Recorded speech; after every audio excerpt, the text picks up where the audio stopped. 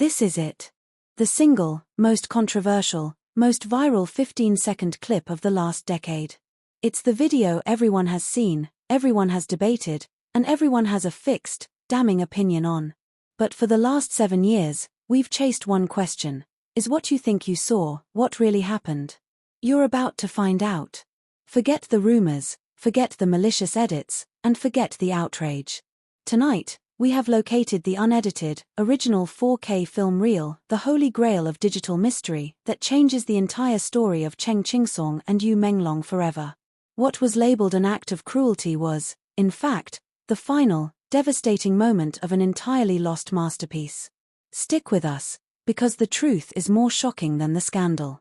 The air in the storage unit was thick and smelled of ozone and forgotten film stock.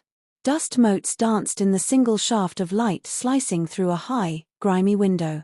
Our protagonist, Leo, a documentarian whose reputation was built on debunking celebrity scandals, coughed, his phone flashlight beam cutting across towering stacks of decaying cardboard boxes. He wore a mask against the mold and the past. 7 years, Leo whispered to his cameraman, Jin, who was nervously adjusting his portable rig. 7 years of chasing digital ghosts, deepfakes, and unreliable witnesses. And it all leads to a storage facility in the industrial district of Shanghai. They were hunting the frame.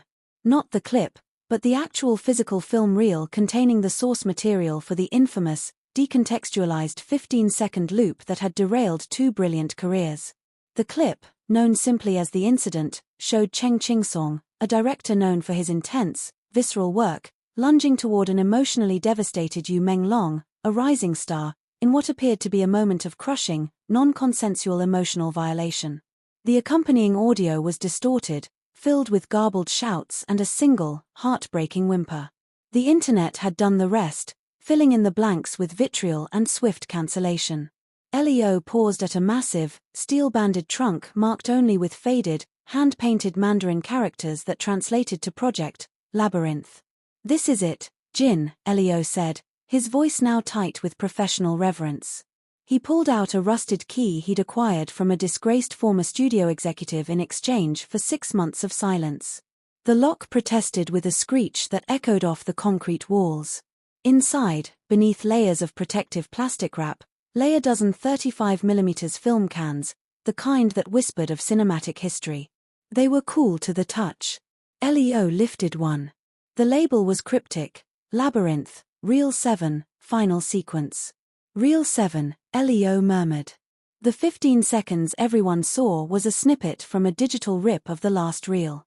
This is the original negative. They didn't waste time. They had secured access to a private, industrial-grade film archive, a bunker designed to preserve cinema's most fragile memories. Hours later, the film was meticulously mounted on a high-resolution telecine machine. The room was dark, save for the faint glow of monitors and the soft whir of the mechanism drawing the decades-old film through its gates. Leo sat hunched forward, his face inches from the main monitor, his pulse thrumming against the silence. Jin was beside him, fingers hovering over the control panel. They were about to watch the final, damning sequence, but this time, in its original context. "Roll it," Leo commanded, his voice barely a breath. The screen flickered, establishing context. The scene was breathtakingly beautiful, shot in black and white, the contrast so rich it felt three-dimensional. It was a single-room set, a stark, almost brutalist apartment, empty except for 2 figures. Yu Meng Long, as the character Liwei, was huddled in the corner, his face a mask of complete desolation. He was trembling, but not from fear, from raw, exhausting grief. The camera, handheld and intensely close, tracked Cheng Qingsong, playing the character Master Qin. He wasn't the powerful director of real life, he was an actor embodying a character who was Li Wei's mentor, his cruelest teacher, and his only surviving family member. Master Qin's voice, now crystal clear in the original audio track, was not harsh, but thick with strained emotion, a razor edge of forced control. "Master Qin, you will stand. You will stand, Li Wei. You will look at the thing you have broken, and you will understand the cost of genius." Li Wei, Yu Meng Long, didn't move. He simply stared at the floor, his entire body language one of profound self-loathing. The camera held on Master Qin as he paced, the shadow of his figure eclipsing Li Wei momentarily. The tension was suffocating. This was not the quick, brutal action the internet had framed. This was agonizing, prolonged emotional dissection. Master Qin, look at me. You paint the face of the city with your misery. They see your shame, and they forget the beauty you created. I taught you to burn, but I didn't teach you to extinguish yourself. Suddenly, the film showed a detail the leaked clip had obliterated. Li Wei's hands were stained not with blood, but with the vivid, dried crimson of oil paint. He was an artist who, in a moment of crisis, had destroyed his masterpiece. This context was the first mind-blowing revelation. The internet claimed the scene was about a personal feud. The original film showed it was the culmination of an artistic, moral, and familial war within the narrative. The scene continued, building, not to violence, but to a seismic emotional breakdown. Master Qin stopped pacing. His voice dropped to a near-silent plea. Master Qin, you think I didn't know? I saw the fever in your eyes, the moment the color stopped meaning anything to you. I saw your end coming, and I let it. Because I needed to know if you would choose the canvas, or the grave. That line, the sheer complexity of it, hit Leo like a physical blow.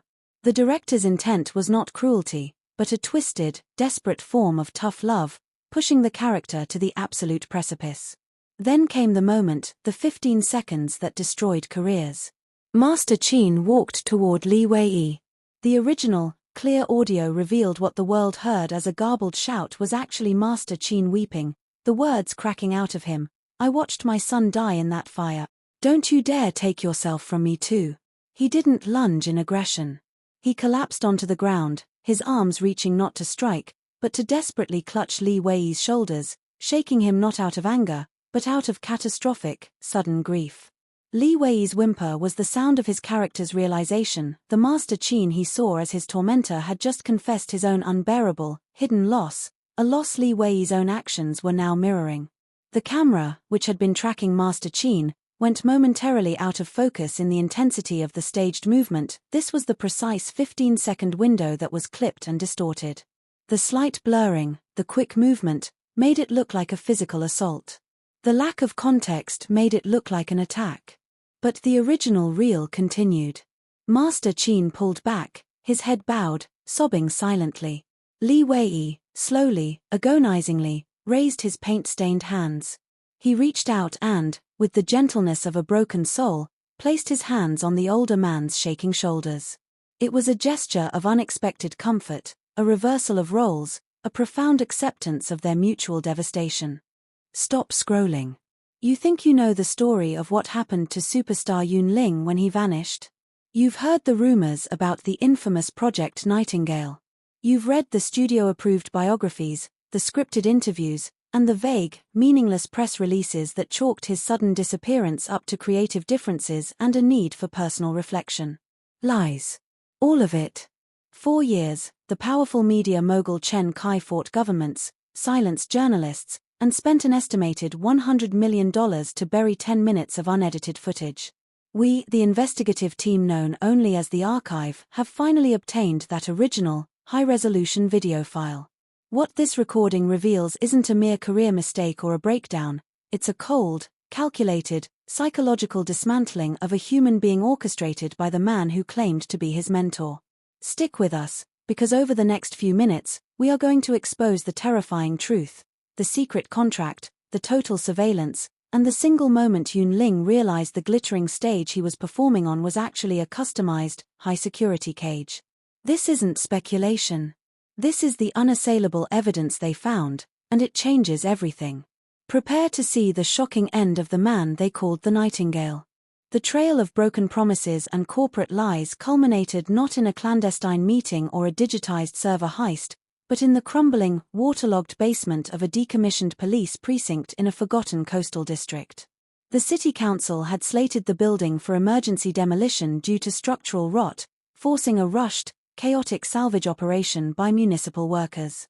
It was amidst the debris, a graveyard of obsolete electronics and forgotten evidence, that our contact, a building surveyor with a keen eye for relics, discovered it. It was an external hard drive, heavy and dense, a model discontinued almost a decade prior. Its casing was scratched, bearing only a small, handwritten label that, in retrospect, seemed less like a simple instruction and more like a desperate, whispered warning: Nightingale backup, do not transfer. The drive itself was a fortress of antiquated technology. It wasn't protected by modern biometric locks or distributed cloud architecture.